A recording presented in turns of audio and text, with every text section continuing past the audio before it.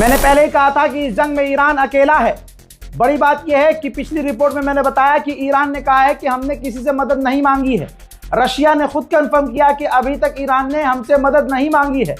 हैदर के लाल अकेले ही लड़ते हैं, हैदर के लाल अकेले ही लड़ते हैं, ये आज साबित हो गया है। देखो मैदान जंग में हैदर का लाल अकेला है और अकेला ही सब पर भारी पड़ रहा है। बड़ा अपडेट यह है कि असलियत में तो यह है कि रशिया ने भी पल्ला झाड़ लिया है। रूसी क्रिमिनल के ऑफिशियल ने कहा है कि यह हमारी जंग नहीं है, जिसने जंग शुरू की है वो खुद खत्म करे। Должны ли мы влиять на ситуацию на Ближнем Востоке? С одной стороны, мы не можем активно вмешиваться, но не можем и оставаться в стране. И какие у нас есть сейчас механизмы? Послушайте, та война, которая идет, это не наша война. И мы с самого начала декларировали свою позицию о том, что любая война способна привести к дестабилизации региона. То, что мы видим. Мы видим постоянно растущее количество стран, которые вовлекаются в эту войну. Мы должны делать то, что соответствует нашим интересам. Мы должны сейчас минимизировать последствия для нашей экономики от тех глобальных потрясений, которые уже мы видим начинаются. Мы должны, наверное, обеспечивать для себя выгоду там, где это возможно, как бы цинично это ни звучало. Способны ли мы остановить эту войну? Нет, не способны. Ее может остановить тот, кто ее начал. Что они с нашей точки зрения должны сделать? दूसरी तरफ ईरान के विदेश मंत्री रूस की एक तरह से तारीफ कर रहे हैं और उनका बयान कुछ और है। दोनों ऐसे हैं बयान।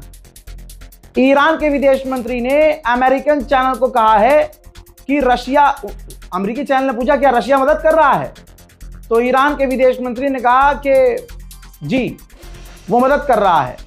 आगे से सवाल आता है कैसे, तो उन्होंने कहा कि हम नहीं बता सकते क्योंकि हम जंग के बीच में हैं। अब दोस्तों ये आपके हाथ में है कि आपको क्या लगता है, रशिया मदद कर रहा है कि नहीं? मेरे हिसाब से नहीं कर रहा है। फिर आप कहेंगे कि भाई इन्होंने, ईरान के विदेश मंत्री ने इतनी बड़ी बात कैसे कह दी कि रशिया मदद कर रहा है? भाई रशिया को खुश करना चाहता है ईरान।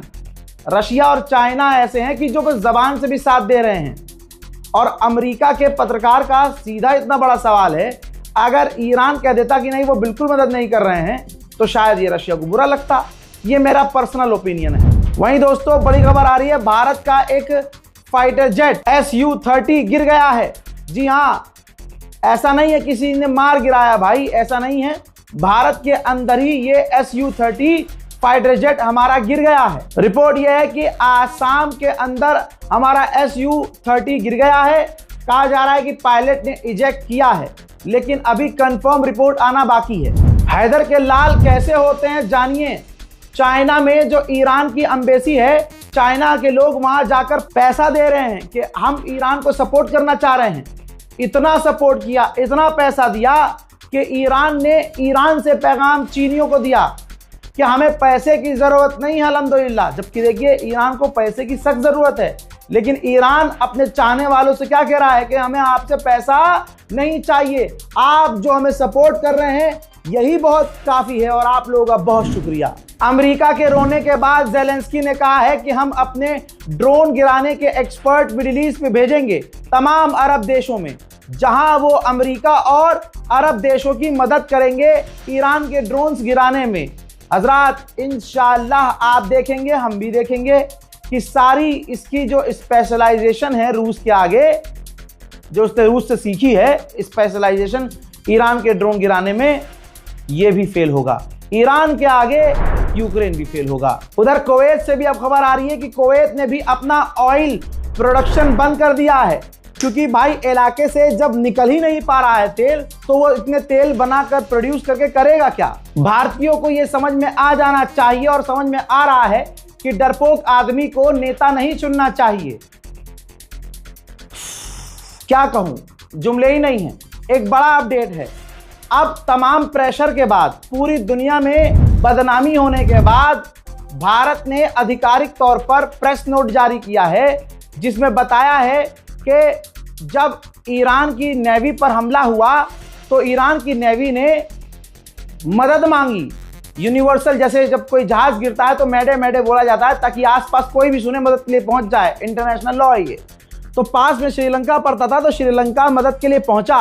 और जब तक श्रीलंका पहुंचा तो ऑब्वियसली जहाज पूरी तरह तबाह हो चुका था, ईरानी लोग मर चुके थे।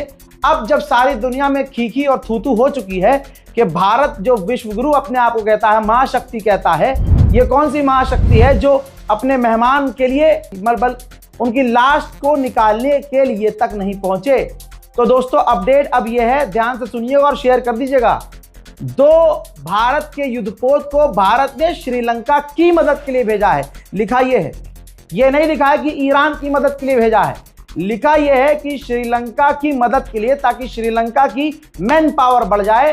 तो भारत ने 2 युद्धपोत भेजे हैं ताकि ईरानी लाशों को तलाशा जाए और ह्यूमैनिटेरियन ग्राउंड पर भेजा है। यह भी लिखा है ह्यूमैनिटेरियन ग्राउंड पर, ईरान के सपोर्ट में नहीं।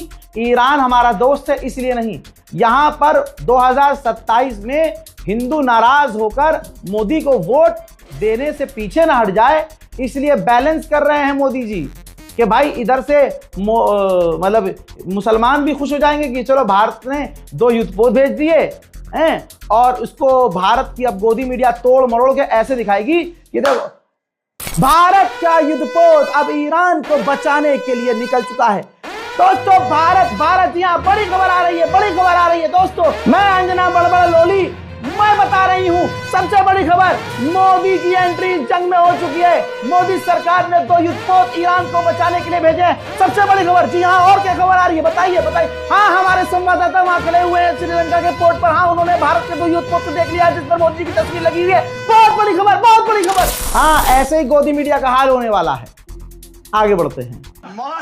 भैया जी आप तो। अमेरिका और इजराइल ने अपनी स्ट्रेटेजी चेंज करने के लिए प्लानिंग की है। अब वो सोच रहे हैं कि ईरान पर धीरे धीरे हल्के हल्के हमले करते हैं ताकि लंबे समय तक हमले कर सके, और ईरान लंबी जंग के लिए पहले से तैयार है। ईरान ऐलान कर चुका है।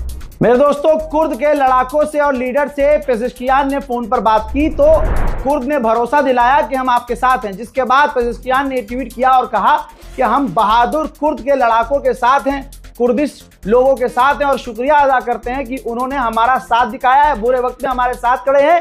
लेकिन हम ये भी क्लियर कर देना चाहते हैं कि अगर हमारे लिए खतरा पैदा होता है तो ये सिक्योरिटी की जिम्मेदारी है, वो उन लोगों से निपटेंगे और उनको मिटाएंगे।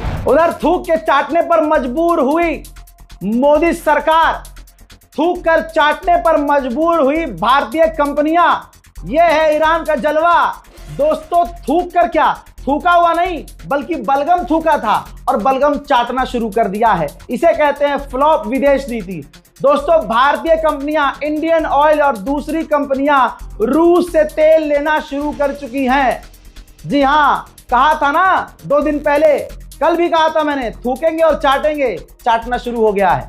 और भाई जो गोबर खा लेते हैं उनके लिए थूक कौन सी बड़ी बात। वहीं तस्वीर देख लीजिए, चाइनीज सैटेलाइट से खुलासा हो रहा है कि अमेरिका का जो मिलिट्री बेस यूएई में है एक बार फिर से ईरान की मिसाइल और ड्रोन से हिट हुआ है, और यूएई ईरान की मिसाइल और ड्रोन को 100% नहीं रोक पा रहा है। ईरान के खिलाफ स्टेटमेंट जारी किया है 2 बड़े ग्रुप ने, यूरोपीय यूनियन और जीसीसी, गल्फ कॉरपोरेशन काउंसिल। ये वो काउंसिल है जिसने गाजा और फिलिस्तीन के लिए 3 साल में कुछ नहीं किया और निंदा के अलावा कुछ नहीं कर पाए। इन दोनों ने, ईयू ने और जीसीसी ने, ईरान के हमलों की निंदा की है। करते रहो मेरे दोस्तों। जो इंसानियत की बात कर रहे हैं दुनिया में, उनकी असलियत क्या है ये देखिए।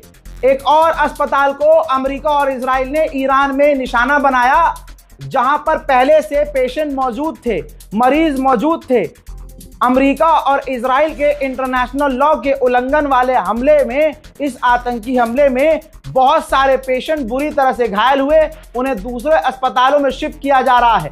अमेरिका और इजराइल का ये रिकॉर्ड है, चाहे आप गाजा वॉर उठाकर देख लीजिए, फिलिस्तीन का रिकॉर्ड देख लीजिए। ये हमेशा सिविलियंस पर हमला करते हैं, घायलों पर हमला करते हैं, हॉस्पिटल पर हमला करते हैं, स्कूल पर हमला करते हैं, सिविलियन बिल्डिंग पर हमला करते हैं। और ईरान क्या कर रहा है? ईरानियन सिविलियंस को नहीं निशाना बना रहा है, ईरान अमेरिकी बेस को निशाना बना रहा है।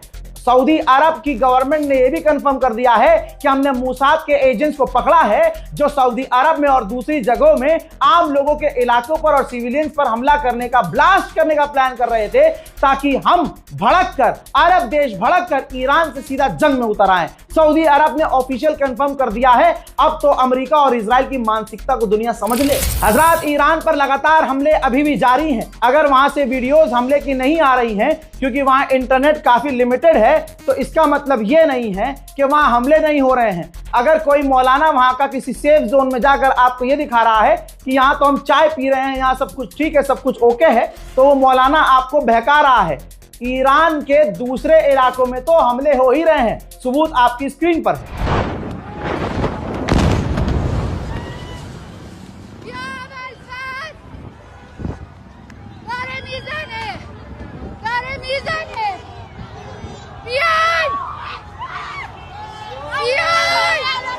हज़रात मोहतरम, फिलहाल के अपडेट में इतना ही। लौट रहा हूं और भी बड़ी जानकारियों के साथ। इससे पहले भी बड़े अपडेट दे चुका हूं, जाइए देखिए और शेयर कीजिए।